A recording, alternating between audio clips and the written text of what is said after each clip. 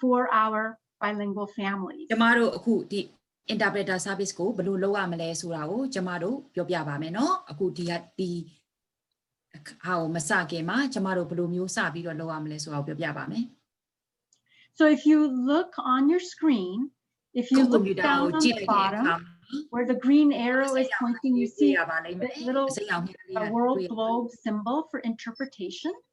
If you click on that, then it should bring you to a drop-down menu, and you can select the English, Spanish, or the Korean. So if you're seeing Korean, it should be Korean language that you would like the interpretive services.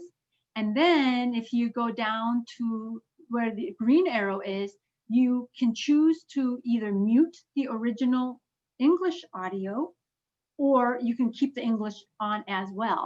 And then the last step here is you can then click the language button at the bottom where you see the number 4. And so that is for choosing the language that you would like on a computer. And then if you are on a phone, you're also able to select these options. And on your phone screen, you'll want to go to the far and select more. And then you should have a drop-down menu and you select language interpretation. And you choose the language that you would like. And again here, number 4, you can choose to either mute the English or leave it on. And then 5, you can just click on the language, and that should take you to your services. So Ta, I'm going to ask if you could please follow the directions that we just shared to see if you can also join the Burmese language interpretation as well. Okay.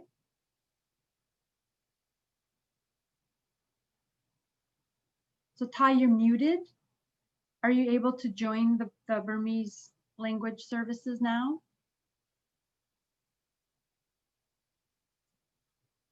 Not yet. I will try it now. Okay, thank you. So if she's not able to, families, Ta may be interpreting while I'm interpreting. So thank you for your understanding, because we want to make sure that all of our families are able to understand this evening's information. Sorry, I'm not sure what do you mean. I know how to use this. So what I don't know what I'm supposed to do. Okay, so Ms. So, will you please connect with Ta and help her? Yeah. Okay, so Ms. So will connect with you. So if you could mute, I'm going to get started, okay? Okay. Okay, thank you. Okay, so now that we've connected to our language options, let's get started for our presentation this evening.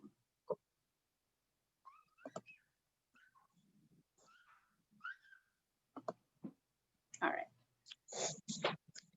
So we just want to let you know that on November 12th, all of our Orange County school families will receive a sign-up from your schools. It'll be a form that each Orange County school student will receive. And if you have more than one student in your household, you want to make sure that you complete this form for each child in your household. The purpose of this form is for our families to make their Plan B decision, because right now we're in Plan C where we're all remote. And as we come to January, we're going to be transitioning to Plan B. And we would like for you to let us know how you would like to return to school in January. And that second semester starts January 25th. So to share with us our virtual academy offerings, we have members of our Orange County Schools curriculum and instruction team. We'll hear from our Director of CTE, Ms. Shannon Braxton, our Executive Director of Curriculum Instruction, Dr. Chris Gannon, our Director of Exceptional Children's Services, Ms. Connie Crimmins, and our Executive Director of Student Support and School Improvement, Mr. Jason Johnson. First, the team will provide information about the different offerings and then we'll have time for some questions. So throughout the presentation, if you do have questions, please feel free to type those in the chat box and we'll get to those. And before we get started, I just want to let you know that, Joe, if you could please start the recording. So we're going to record this session so that for families who weren't able to join us tonight, they will be able to go and listen to the session on their own time. So with that said, I would like to introduce Ms. Braxton, who will start the presentation for us. Thank you so much. It's a pleasure to be here tonight. I am Shannon Braxton. I'm the Director for Career Technical Education and for Cultural Arts. And I have to keep checking my mute and my unmute. So if you need to do the same, just check to make sure that you're muted. And if you have any questions, just type those into the chat box. So on the slide now, you see the start and end times for each school tier. So you will note that elementary school will run from 9:30 a.m. until 3 o'clock p.m. Middle school will run 8:30 a.m. to 2 o'clock p.m. And high school will operate from 11 a.m. to 4 p.m. On our next slide, on this slide here, you see you have 4 options. The first thing you have to ask yourself as a parent, as a student, is will I come back into the school building on January the 25th? Will I come back to school in hybrid format? That's in blue, and that's on the left-hand side of your screen. In pink, on the right-hand side, you see 3 options, and that's if you choose to stay at home or 100% remote, or another vocabulary word would be virtual academy. So the first thing to decide is, will my child come back to school? If so, we're going to look at the blue column. Or will I stay home, my child stay home, be 100% remote, and then at that time, you will have 3 options. So in the blue column, if you plan to come back to school, you will come alternating weeks in a hybrid format.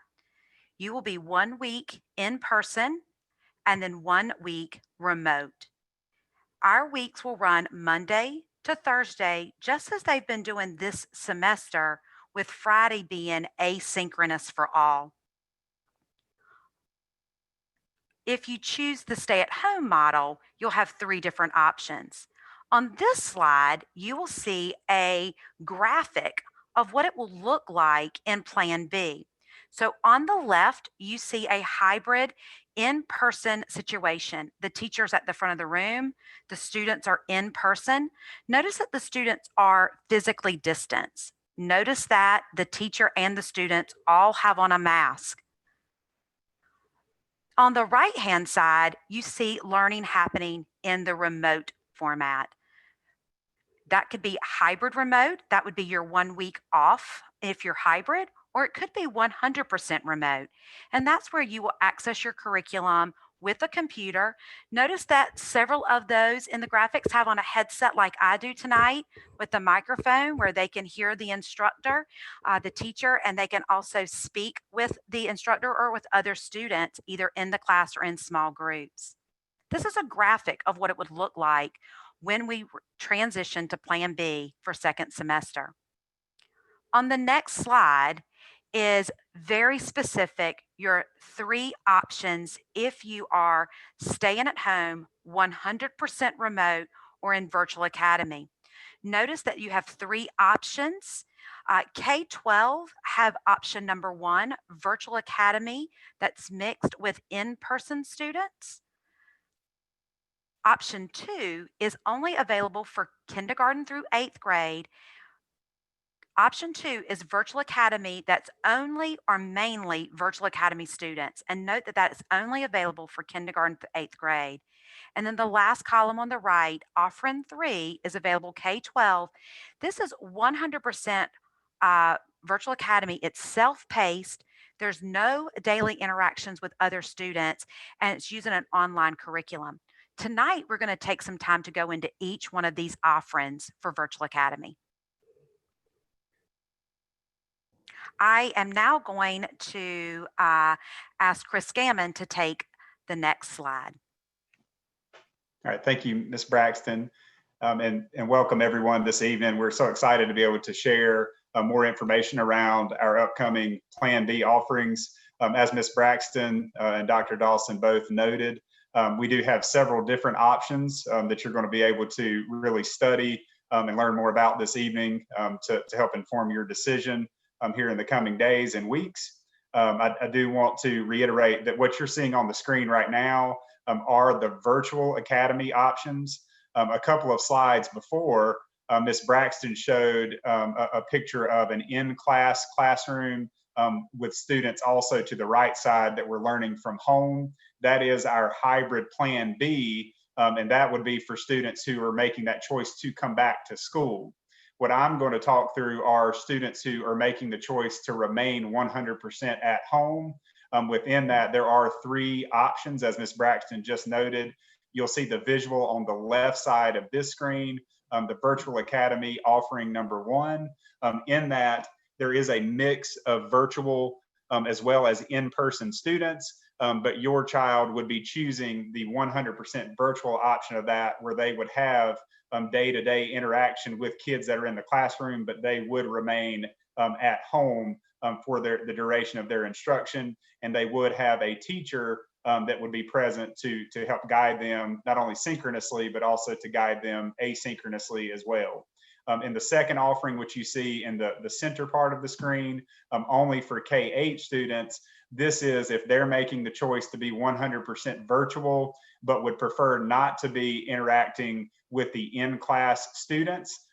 They would have an opportunity to have a teacher that teaches them both synchronously and asynchronously, but they would be mainly or mostly with other Virtual Academy students. And then finally, you can see to the right, the third offering is that self-paced option.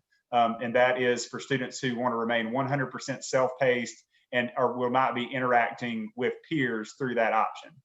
So on the next slide, if we can go to the next slide, Virtual Academy offering number 1, as was just mentioned, for our elementary and middle school students, it's a mixture of Virtual Academy and Plan B. So why would you choose this option? So one reason that you would select this option is you like how the Plan C remote learning experience is going right now for your child. You're not looking for much of a change. You would like the schedule, the teachers, and or classmates to remain the same or as close to the same, if at all possible. Classmates, again, would be a mixture of Virtual Academy students, as you saw in the visuals, as well as Plan B students, which would be in the classroom on an A-week, B-week rotation. Some of a child's classmates will receive instruction on an alternating schedule that would allow them, as we said, to be in person sometimes and to engage in remote learning. And then some classmates may change. Teachers, for this option number 1, teachers may change. Schools will do their very best to keep the teachers the same, as noted above, because you are saying that you like how things are going currently. And then again, the schedule, you will follow a daily schedule that's determined by the teacher at the school level that your child is at. And you will have an opportunity to learn both synchronously, which means directly from your teacher in a live format, as well as asynchronously, which means some independent work time at the discretion of your teacher. So for the second Virtual Academy offering, again, this would be K-8 for elementary and middle school. Why would you want to potentially choose this option? Students may want to choose this option, or families, because you want to be in classes with only Virtual Academy students or mainly Virtual Academy students. So you're essentially getting a similar experience to what you have now, where your teacher is teaching you 100% remotely in that space. You are in class, again, with all or primarily Virtual Academy students. Some of those classmates may likely change because classmates that you may currently have may decide to go a different pathway. But if you want to ensure that you are all in a 100% or close to 100% virtual option, you will be placed in a cohort that would allow you to do that. And again, teachers may change, but they will still be enrolled. Your student will still be enrolled in their current school. While it's not likely that the teacher will change, the teacher could be from another Orange County Schools school in order to make those cohorts of students work. And so what that essentially means is if you have a student that's attending one of our elementary schools right now and they're learning 100% remotely with their teacher, and they make a decision or you make a decision as a family that you want to continue down that pathway, in order to ensure that we're able to meet that need for our families, we will have to potentially cluster some students together from across schools where they would have a teacher from that grade level that would be teaching them to ensure that they're not interacting with the students that are in the in-person instruction, which you saw in offering number 1. And so again, the schedule, you would follow a daily schedule determined by your teacher. Again, there's both synchronous, meaning direct instruction from your teacher, as well as asynchronous or independent learning opportunities that are at the discretion of your teacher. So those are the first 2 offerings within the Virtual Academy. We're going to transition now to the next offering, and I believe Ms. Connie Crimmins will be speaking at this point. Hey, good evening, everyone. I'm Connie Crimmins. I'm the Director of the Exceptional Children's Services here in Orange County Schools. And I'm going to speak to you a little bit about the Virtual Academy Offering 3 for our elementary and middle school students. And this is a really exciting offering. So Offering 3 is fully self-paced, meaning that my student can work whenever they want. So if I need to drop my student off at a learning lab or at grandma's house, I don't have to worry about being there at a particular time. So they can access their classes whatever time they want to. So that is it's organized, and I need to have good grades. I need to be able to follow directions. And I would say that this is for students who are self-starters. This option must be approved by the principal because we want to make sure that this is a good option for your student and that their learning style matches this self-paced option. You will not be in a self-paced class with other classmates because everyone is working at their own time frame. However, there will be times when you meet with your classmates and do some social emotional learning together and have time to connect with one another. Every student who is in the Self-Paced Academy will have a learning coach, and the learning coach is a certified teacher to help me monitor my work and to make sure I remain on track. This learning coach may be from my current school. It may be a teacher from another school. And if I am getting off track, my learning coach will reach out to me to make sure that I'm not having technical difficulties, or if something is a little hard, how can we work through that? And then the schedule. Again, this is the beauty of this self-paced offering, is that you as the parent and the child determine your own schedule. So, you know, these middle schoolers who like to sleep till noon, if they want to get up at noon, then they have the ability to work all afternoon on their lessons. If your student is a night owl, they could work during the evening.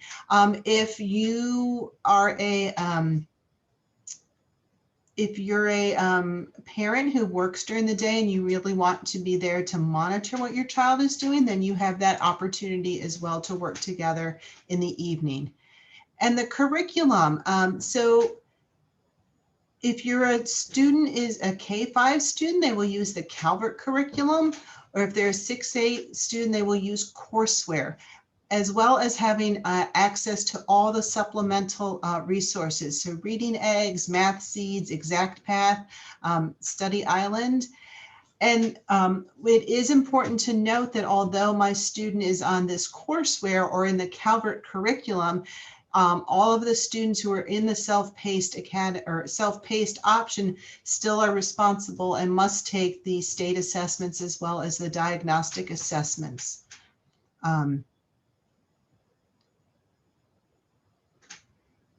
It is also important to note that all options or all offerings, especially for some of the electives at middle school, may not be offered. So some of your students' courses may need to change that they've chosen may need to change for second semester.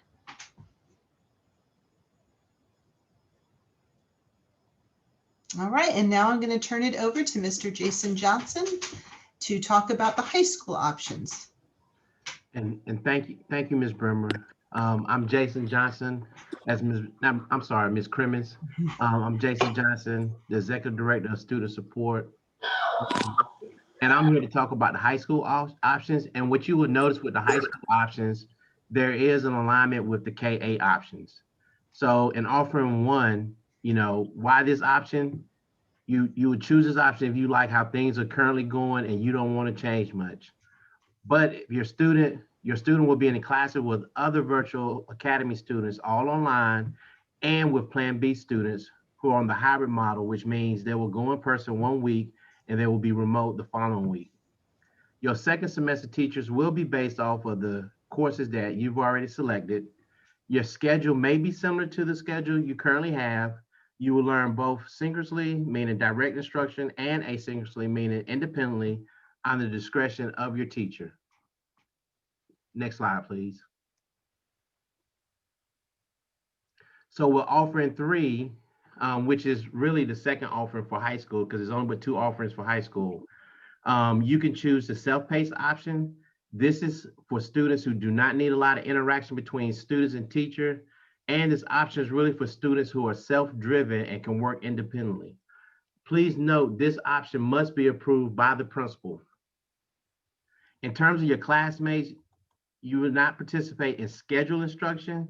Instead, you will be assigned a learning coach who will facilitate weekly, virtually with the entire virtual cohort. They will meet for an hour to do SEL activities and to connect with their peers. Now, the learning coach is a certified teacher that will help monitor your child's work and help keep them on track. Now, the learning coach may or not be a teacher at your child's school. Students and families will have access to the learning coach during office hours, and the learning coach will reach out to you if your child is having some struggles. Now, next slide, please. For self-paced students, you're learning asynchronously, meaning independently, as mentioned earlier. Your child's work will be monitored by the learning coach, and they will create a support schedule. If you choose a self-paced option and your class is not offered through Adminum, your counselor will work with you to choose an alternate course. For the curriculum, students will use Adminum, like mentioned earlier. You will also continue taking the Exact Path Diagnostic Assessment and other assessments by the district and state. Now, you will still get an Orange County Schools report card, and please note these grades will go on your student's transcript. Grading will be done by the Adminum platform. If there's any issues with grading or you want to have a conversation, you will talk directly with the learning coach around grades. And as a reminder, before I close out, not all courses are available, so you really have to work closely with your counselors to fill out your child's schedule. And at this time, I'm turning it over to Dr. Dawson.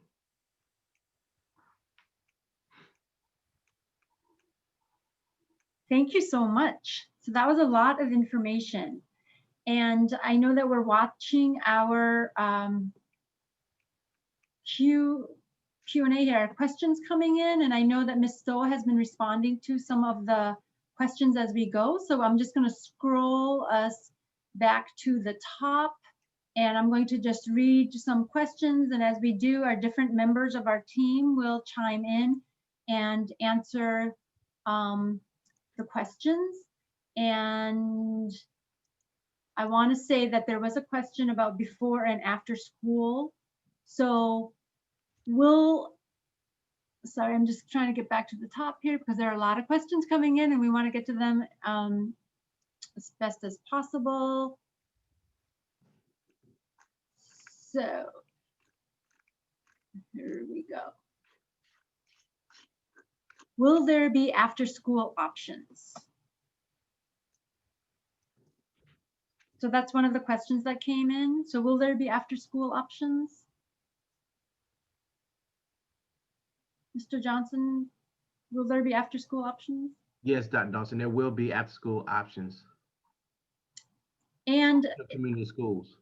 so, Mr. Johnson, Hello? Hello? so Mr. Johnson, when there are after-school sessions, and if I'm a virtual academy student and I want to be able to go to school for after school, will I be able to do that? I'm not sure about that one, Dr. Dawson. So for after school, students, virtual students will be able to participate. So say like athletics, or if there are after school programs, students will be able to participate. And the first part is that if families can provide the transportation for their child to get to the school for that, that would be very helpful. And the district is looking into trying to figure out if we're able to provide that transportation. And so if we can, we will. At this time, it's not guaranteed yet because we will have to see how many of our students that are choosing the hybrid option that Ms. Braxton shared, that will be attending in person and remote, how many of those students will need transportation services. So, And Dr. Dawson, yes. just for clarification, I guess I was a little confused by the questioning. Now, after-school opportunities such as athletics clubs, yes. Yes. I guess I was thinking more along the after-school program. So will that option be open for virtual academy students? Yes. Okay, and so, and then I'm going to go to here. So there are a number of questions about like teachers changing or teachers staying the same. So I just want to share that when you receive this form, you will be able to let us know what you prefer. Is your preference that you want to make sure that we try to keep your child with the same teacher or with the same group of students? And you'll be able to let us know what your preference is.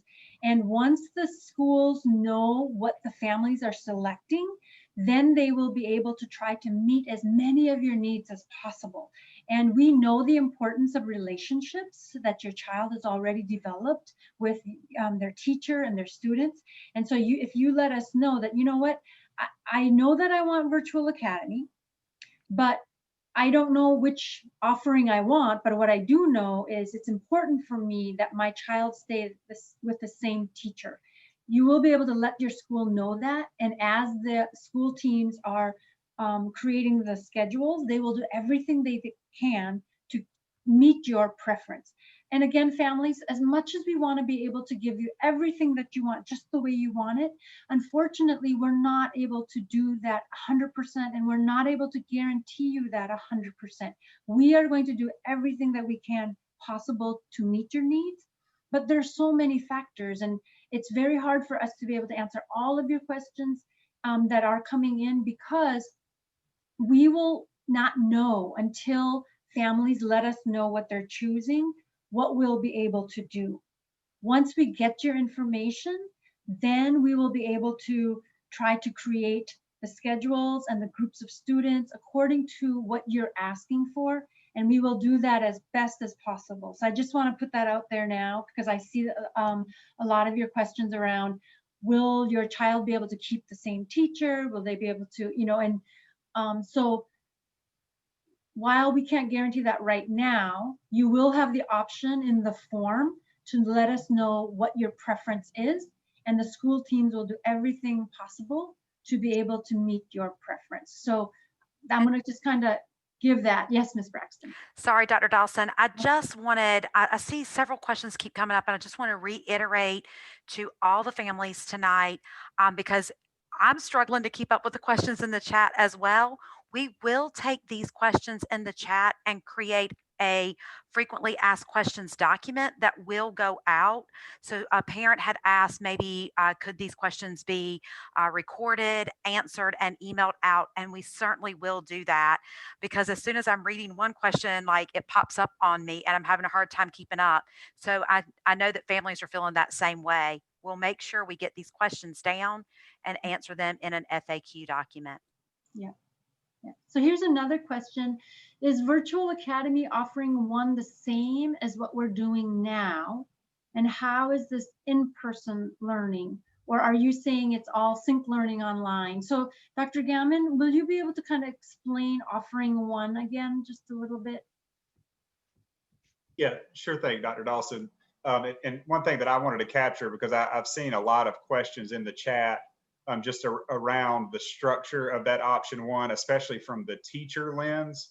And I sincerely appreciate our parents for just your complimentary remarks about our teachers who are doing an incredible job, and just being able to identify that the balance of teaching students in person as well as remote is certainly challenging, and it will be a challenge. I do want to be clear that, you know, the pivot that we had to make in March from our normal, you know, day-to-day typical school routines that we have become accustomed to an instant kind of remote learning experience that carried on into the fall, was an extreme shift for educators across the country. And our teachers have done just a remarkable job of balancing that, learning through that. I know that we have, I know that you have as parents, our students have. So as we're navigating this, we've been in contact with a lot of school districts across North Carolina that are getting at this in a variety of ways. And many of those districts are using this option one, hybrid option where teachers are teaching simultaneously in class, students as well as students online. And it's not that it's easy. It certainly is something where even for the students who will be coming in person, it's going to be very different than it was prior to March, because students, even in the in-class instruction, will be socially distanced. They'll be wearing masks. A lot of those kind of just tried and true practices that have taken place in the classroom will need to be adjusted to meet those needs as kids return. So we are very aware of that. There's a lot of communication that's happening with other districts. We've been running what we're calling mock classrooms for the last few weeks, where our teachers in Orange County schools are working diligently to be able to work through this process of teaching kids in the room as well as online. And we're using adults in the room right now so that we can kind of learn the different structures of that. And we're allowing our teachers to give us that really intentional feedback on what do they need to make that as successful as it can possibly be. What tools do they need? How much time do they need to prepare? What do they need their professional development and support to look like through the month of December when they return into January prior to students coming back? So there's a lot of work that's going into that. To answer your question specifically, Dr. Dawson, around what that looks like, we ultimately would have a group of students in option one that choose the return to school option. So you could have, your child could be on the A week cohort where they return to school. They're being taught in class by their teacher in the classroom on an A week. They would have peers every day while they're in class that would also be joining that classroom instruction through Zoom. And they would see them in much the way that they see them now, which is in that kind of remote experience through the Zoom platform. That mini lesson that happens at the beginning of class, which basically means the teacher directly teaching kind of that power concept or that critical concept for students, would happen in such a way that the students that are virtual as well as the students in the room would be getting that same information at the same time. A lot of districts that we've spoken with have explained that the research, while this is very challenging, the research does say that there's nothing that can replace that direct instruction from a teacher. So that's very important to have that few minutes of time to get that. However, students then would have an opportunity to work independently. So those students that are in the classroom, they would be working independently, and the teacher would be able to work with them in a small group or in a one-on-one fashion. But the students that are working remotely and engaged in that same class also have their teacher there to be able to rotate through a small group with them or to work one-on-one with them as well, just through that virtual platform in much the way that they're doing now. And I will note too, because this question has come up quite a bit in the chat, that the way that our schools are structuring their schedules, they are working diligently to try to build in times outside of that core class time, where students who are virtual do have opportunities to still meet and receive instruction from their teacher. But that's also going to be on a school by school basis. And those schedules will be more solidified in the coming days and weeks, so that that communication will come out from the school level. So I do want to reiterate that we are very, very mindful that it's going to be a challenging, as this has been since March.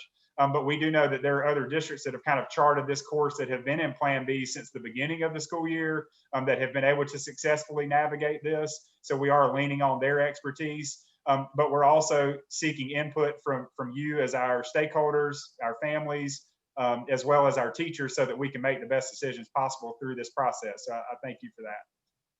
Thank you, Dr. Gammon. And another question that came up, so are students only K through 8 going back to school, meaning that 9th graders and above will stay at home? And Mr. Johnson, are you able to help with that one? Can you repeat that question, Dr. Dawson? So are only students from kindergarten through 8th grade coming back? And are the 9th grade and above, are they all staying at home?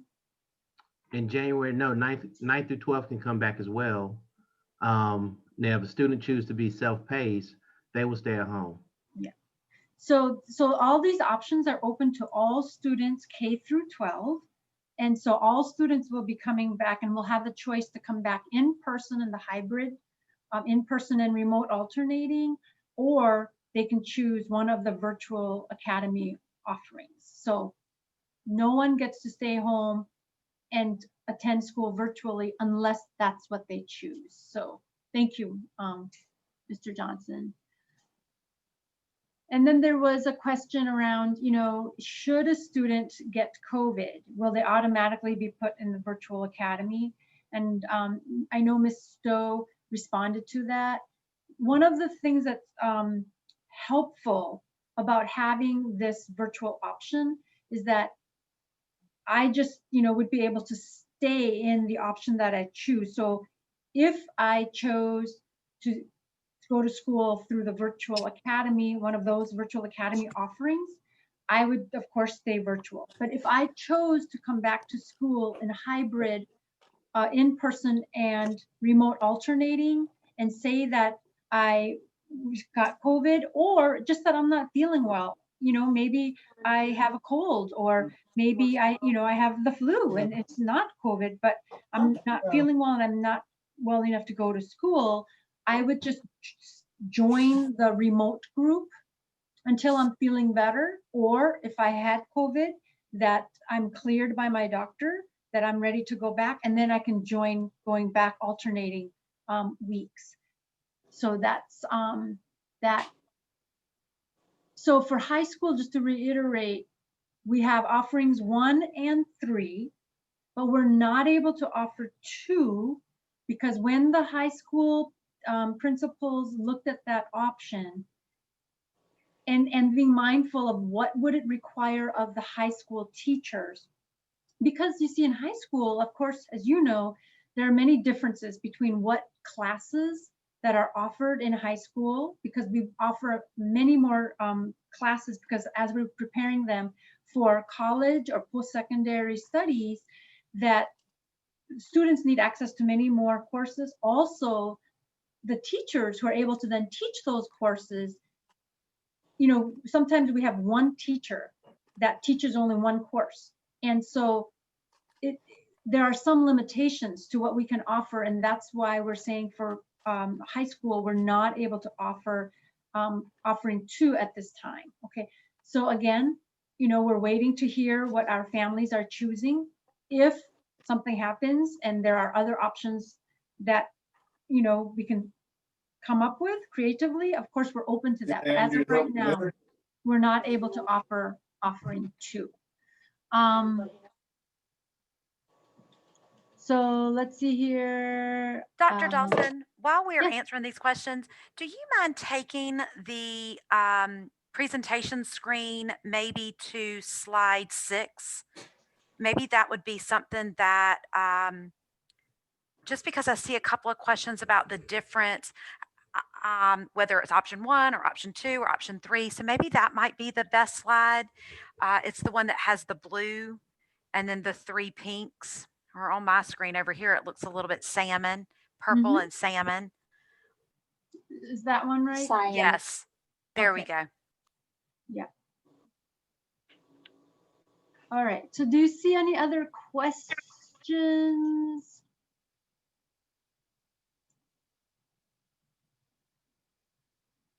Okay, so this is actually a really good slide, right? For some of the questions, like, again, as Ms. Braxton said, the first question you want to ask is, do I want my child to go back to school in person and remote alternating?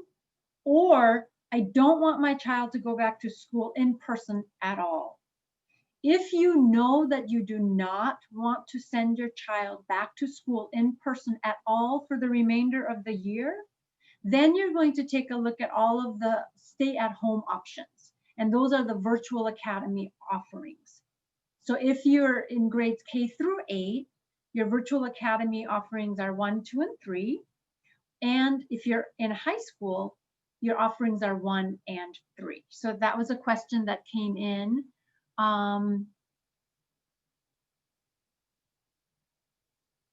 Will students choosing virtual option 1 get daily time with their teacher in which the teacher is only teaching the virtual students?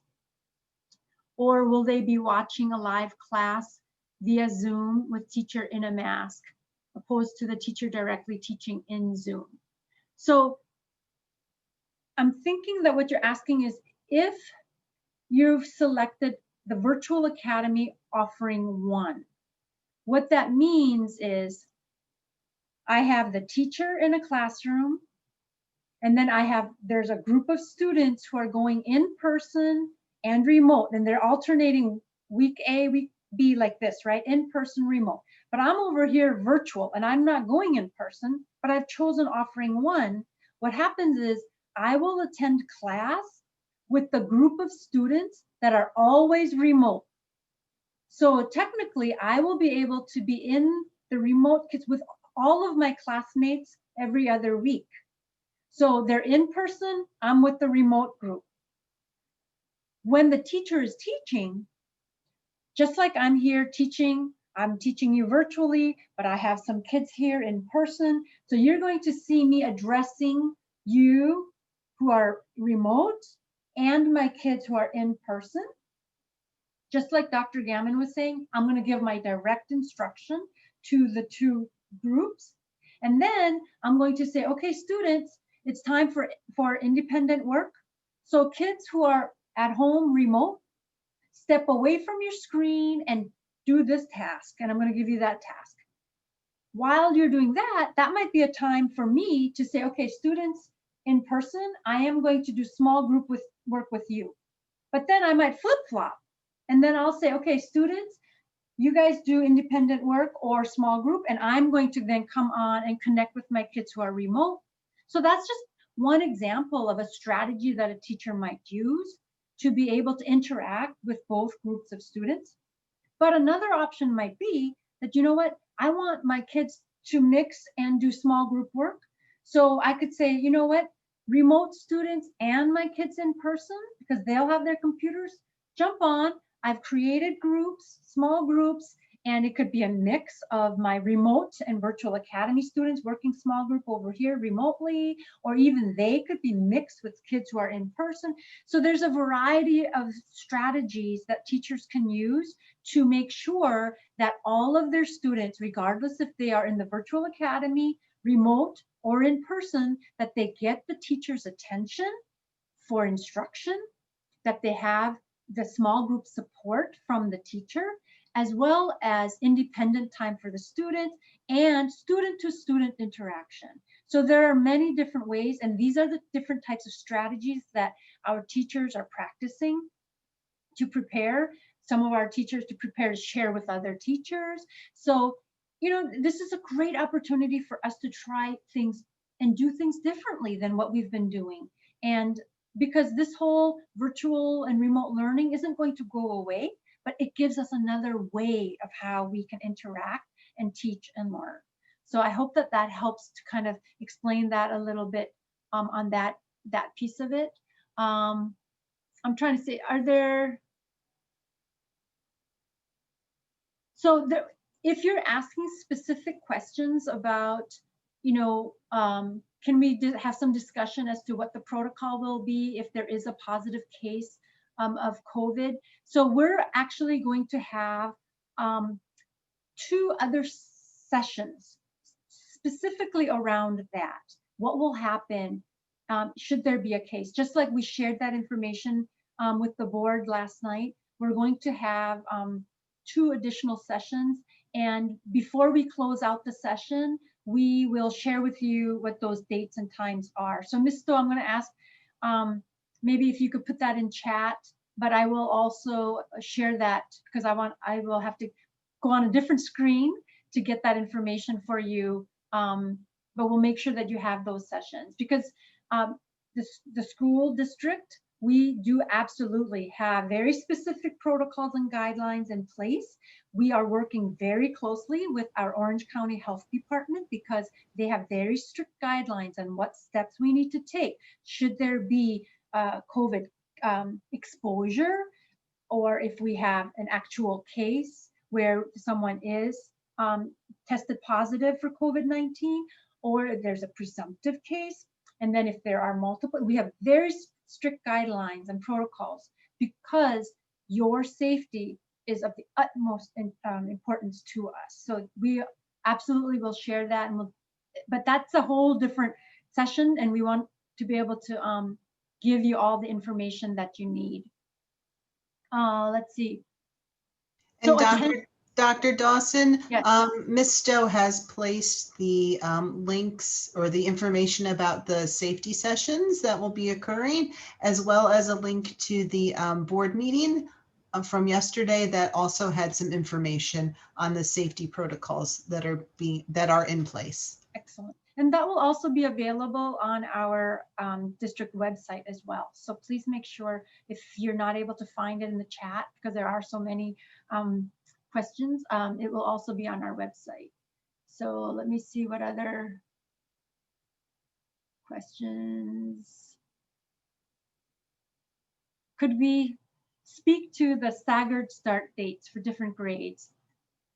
So, and you'll have to pardon me because I don't have the specific dates, but I can explain the rationale for the staggered returns. So could someone, is there someone else on our team that is able to look up those and find those staggered dates we could share?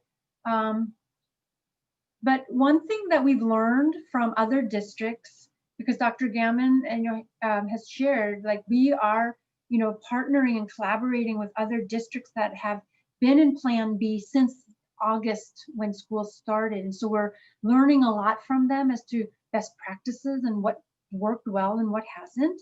And also our scientists that we're working with are also letting us know that it's important for us to go slow and not rush into things. So that's why the staggered start.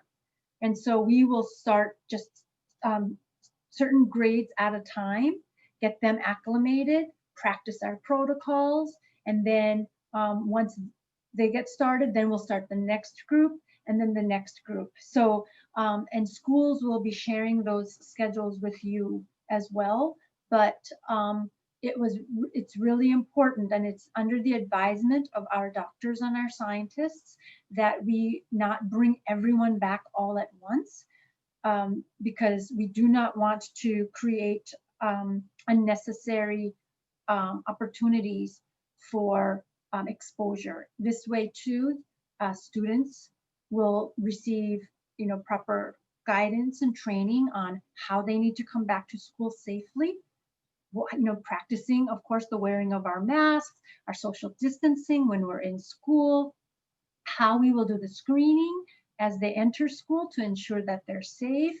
Like how to, normal things that we wouldn't even ever think about, like how to raise your hand and then go to the bathroom, or how to go and, get a drink. All these things, will be new. And so we want to make sure that we go slow and give them opportunities to learn that. Okay. Oh, Ms. Braxton, I know you're looking on the staggered dates, but for our high school teachers and students, will you share a little bit about the CTE courses? Because we want to make sure they're informed when they're selecting their offerings, that they understand about the CTE courses. Absolutely. And yes, I was just looking, I did find the staggered return to school in the board meeting from October, the last work session in October. So I was just going to try to pull those up, but I hadn't gotten to that yet. So let me speak to CTE at the high school level and at the middle school level. So if on the screen that you're looking at tonight, if your student and if you choose to come back to school in the alternating weeks and hybrid, of course, they'll have the opportunity to take any and all of the CTE courses. That's going to be the same with the option 1 for high school, right? The virtual academy option 1, they'll have an opportunity because they're going to be with their same high school teacher at Cedar Ridge or at Partnership Academy or at Orange High School. But if you and your child choose Virtual Academy option 3, which is 100% self-paced using our online curriculum, not all of our CTE courses are in the online self-paced curriculum.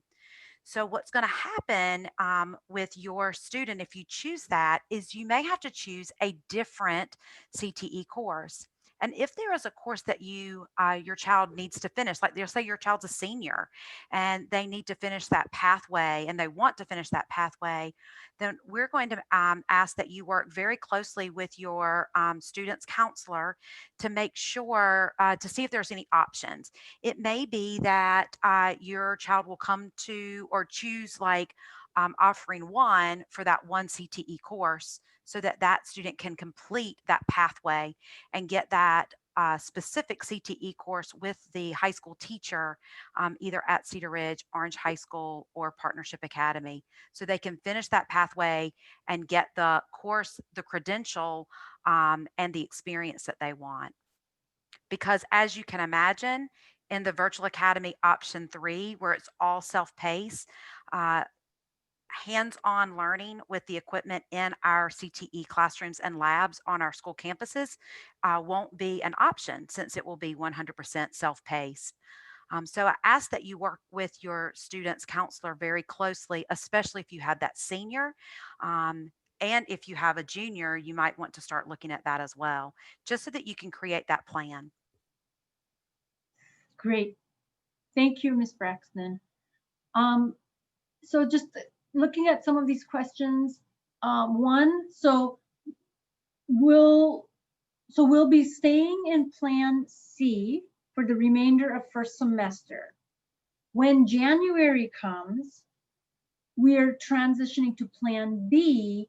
So because of the staggered start, until it's your turn, if you're selecting to come in person and alternating, you will stay remote until it's time for you to start your alternating schedule.